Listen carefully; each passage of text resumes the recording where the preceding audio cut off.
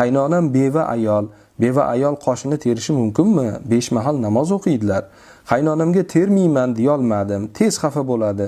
Gunohligini bilsa ham qaynonamni qoshini terib yursam, pensiyaga chiqquncha xafagarchilik bo'lmasligi uchun gunohkor bo'lamanmi? Beva ayollarning ixtiyori o'zidami? Maşallah.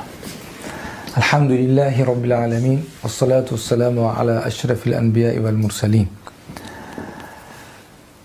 Qoshini teradigan va qosh terdiradigan ayollarga Allohning la'nati bo'lsin dedilar.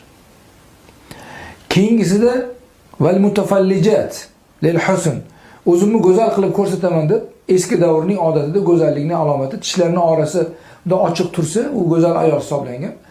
Ba'zi ayollar maqsadli qilib tishini orasini keng qilib ochib olar ekan. Shu ishni qilgan ayollarni ham Alloh la'natlasin deganlar. Va davomida aytganlarki, al-mughayyirat li xalqillah deganlar.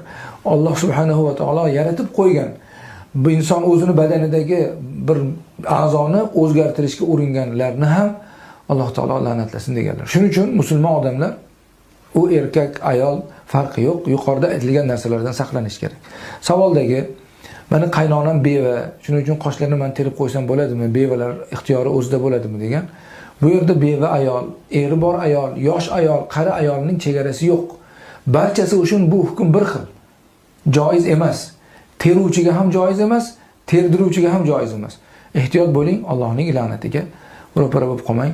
Alloh barchamizni o'zining la'natidan o'zi muhofaza qilsin. Vallohu a'lam.